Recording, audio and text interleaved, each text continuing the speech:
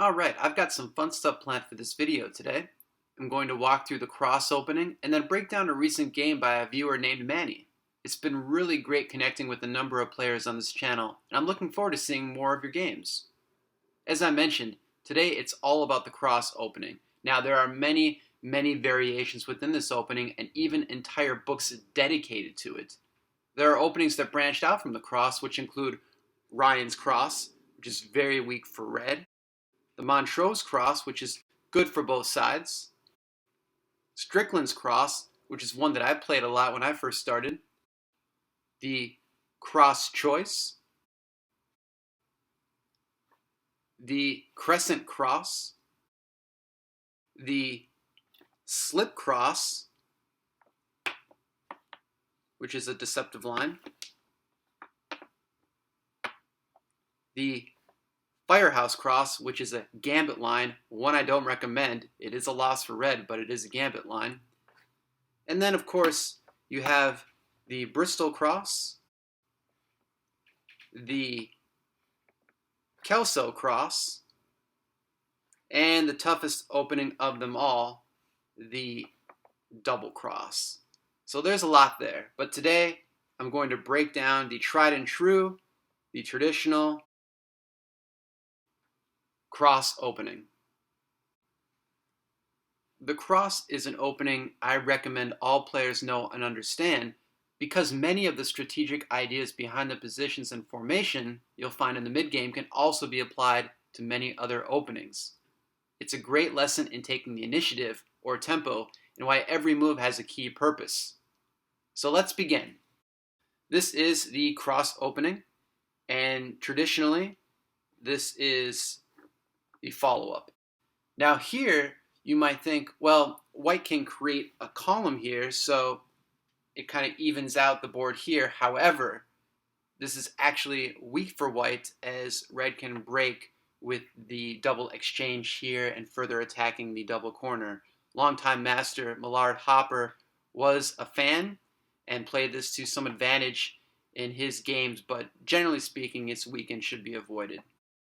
Instead, the bind here is actually best, and this is really the traditional landing of the cross opening. Now, as I mentioned previously, this move is popular, but I've been a long-time disciple of this move here. I think this move is best for a number of different reasons, but really it's because it can really force the initiative. Each move is so critically important from the white side after this move and the exchanges. So let's play it out. White is going to move there. The capture here. And now the double capture here is rare. This is best.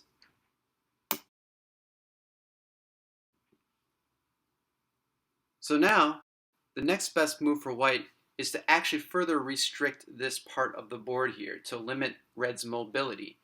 And it does that by moving to the side here. Now, these three pieces are more or less restricted. If red tries to go here next to exchange it off, there's actually the in and out shot. White will go here, and then the pitch and the triple jump, and not very good for red. So instead, red is going to try to release this position here by providing some support on this square with the idea of moving these pieces up into the future. So white has an idea of stopping that, and it does that by actually attacking red's double corner here. Now, red has a couple different moves. It can go up here, and then white can go here and the exchanges, and that's all well and good, but really for the purposes here, I want to show why timing is so essential. So red stops that by moving onto this square. Now, this move is weak if not a loss, so instead, white is going to move here and then getting the double jump. So red goes there, and then white takes the double jump.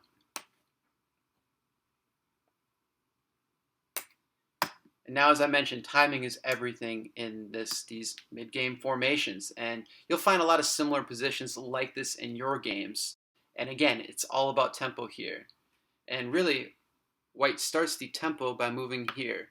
The idea behind this move is to ultimately create a column here and further press the red position here. So it does that by moving that piece there. And now, as I mentioned earlier, red is going to release some of the pressure with these three squares here, and it's going to do that by moving here next. And now, white is going to allow this capture to take place, and really it just needs a waiting move. And the best waiting move is here with the idea of attacking this piece in the future. So, the exchanges, and now again, red is going to keep the tempo, and it's going to do that by moving here. White again is going to continue to move up to further press this piece, but red is going to get there first, and it's going to move here next. White is going to move the back row to support that piece and capture here. And now again, red wants to continue to attack this piece because it knows white is going to ultimately attack this piece. So it does that by moving here next, in hopes maybe white will go here and then the 2-for-1 exchange, no good. But instead, white goes here, and now the threat of the 2-for-2 is there, and this is what white was planning all along. So again, keeping up with the tempo, red goes here to allow that. Now, you can take the exchange first, but I like pressing this piece, getting another piece off the board. So again, exchange, and now the 2-for-2.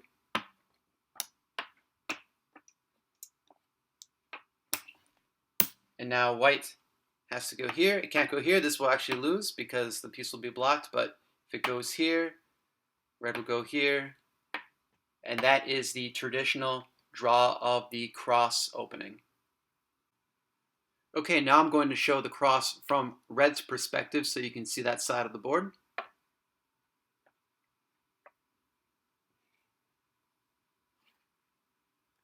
And again, this 23-19 bide, this is the traditional formation of the cross. Now the break here.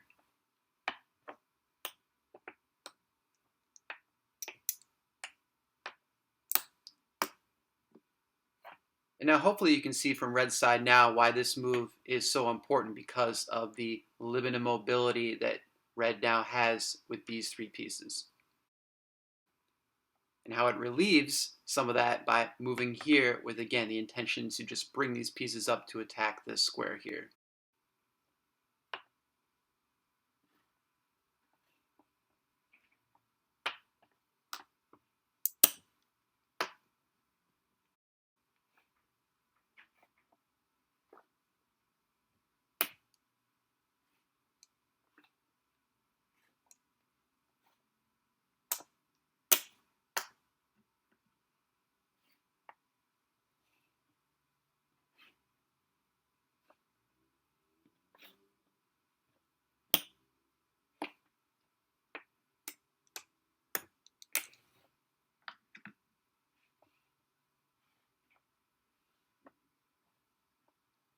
And there you have it, the cross opening, one that's very traditional, tried and true.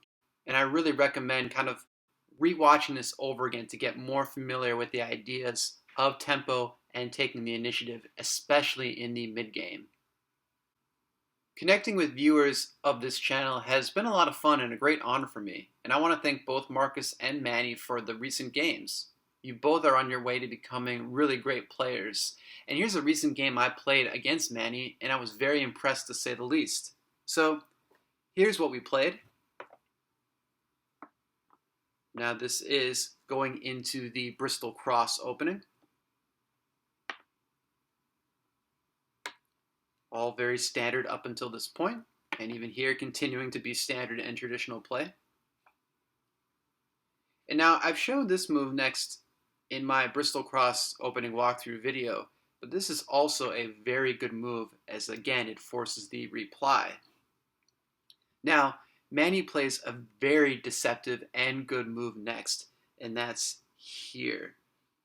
Tempting this reply here, but this move for red is actually best, further delaying its development into white's double corner. So again, a very, very good move, deceptive move by Manny.